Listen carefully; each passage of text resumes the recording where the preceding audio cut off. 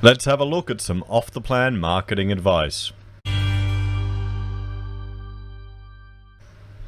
Hello everyone, Florian.Heise here, and welcome to another episode of HeiseSays.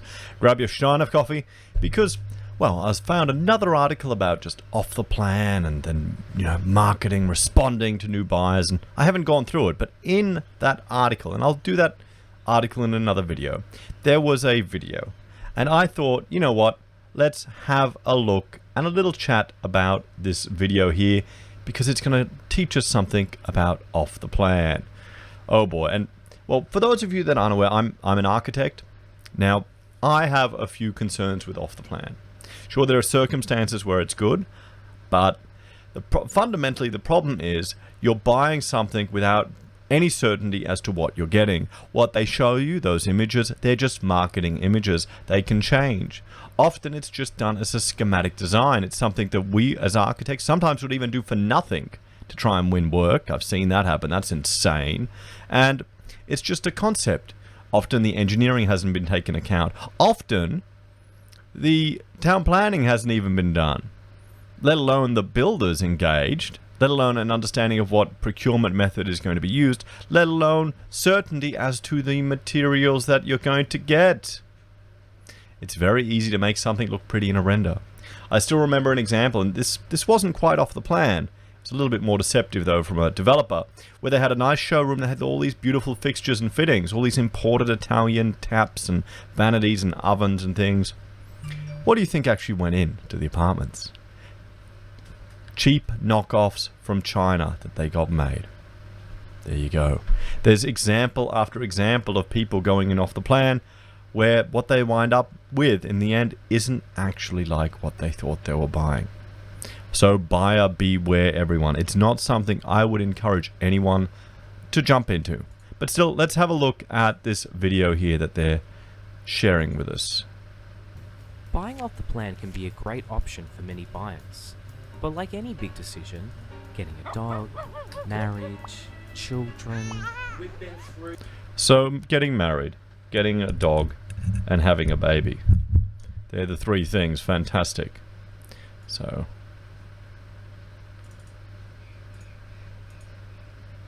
let's make that a bit smaller. There we go. We'll get that audio going. Let's keep going. I'm just not ready. It's important to be well informed before you jump in. So should you buy an off-the-plan home? Well, yeah, you should be well informed. And let's see what this spin is saying. Well, first up, what does off-the-plan actually mean? Simply put, it's when you sign a contract to buy a property that hasn't been built yet. And there are many advantages in doing that, the main one being costs. Most off-the-plan properties only need a small deposit for you to be locked in. Yeah, exactly. A small deposit and then you're locked in. So the risk is that you're putting down a couple of grand and then you're signed up to it. But then you're signing up to a valuation for that property that can change. So for a few $1,000s, you could be locked in to having to pay a bigger deposit, and then you could lose that deposit, and then they can sue you for anything you don't pay.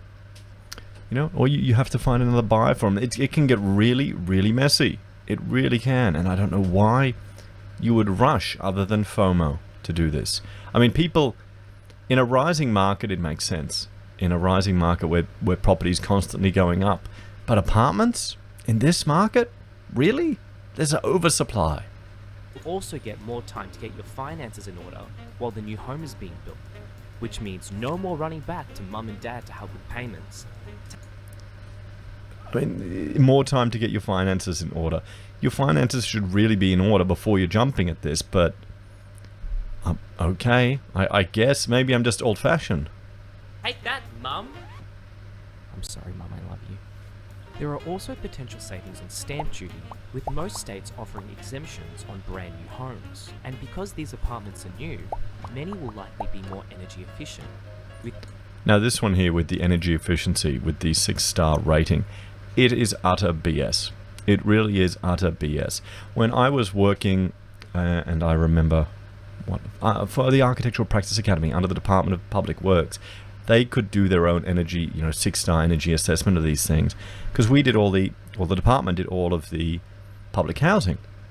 And how easy it is to just change a few little things to bodge some stuff to get a 6-star rating is an utter joke. And it's only a model, so it's not an actual representation of what you're getting in your apartment. And watch what he talks about here, cheaper utility bills. There's a big issue with that as well. Every new home needing to attain a 6-star energy rating.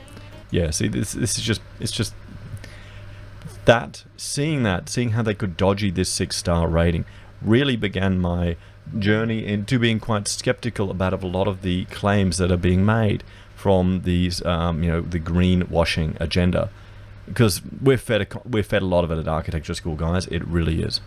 Now you can brag to all your friends about how low your utility bills are and how you're saving the planet. Okay, so brag to your friends about how low your utility is. What if you have an integrated provider in a multi-res apartment? You know, we've heard, remember that?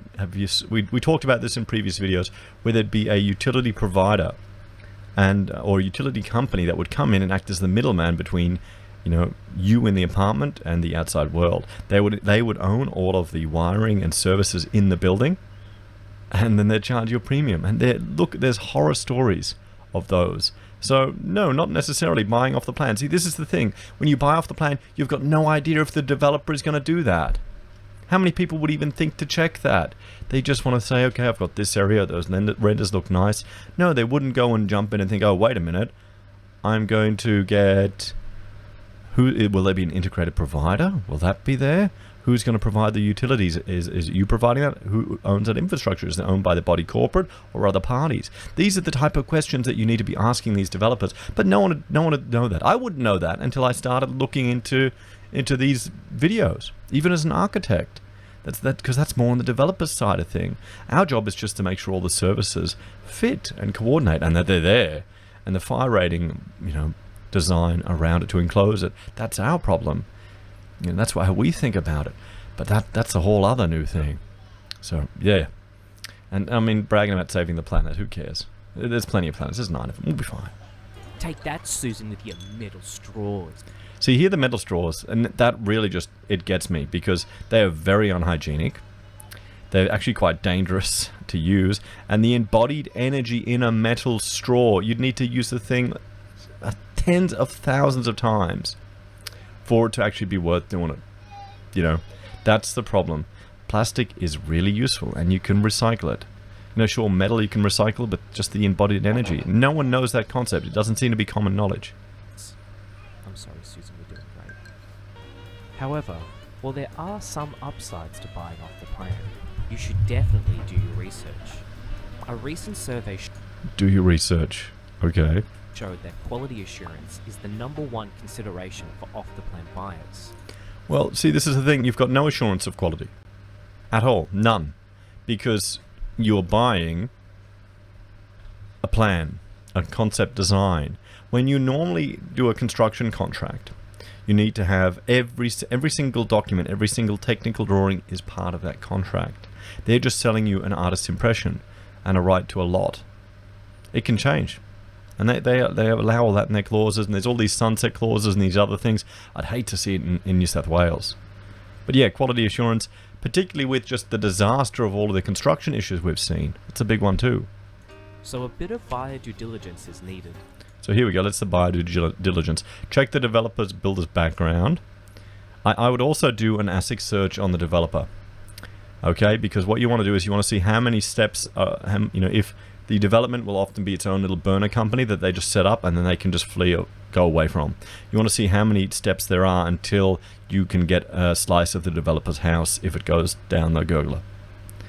And that's what, $15 a pop. Should be free, but, Check building approval and visit the display of... I mean, who the hell wouldn't buy... Okay. Nope, sorry. I shouldn't say that. We saw it yesterday. Idiots buying buildings without even walking in them, but still.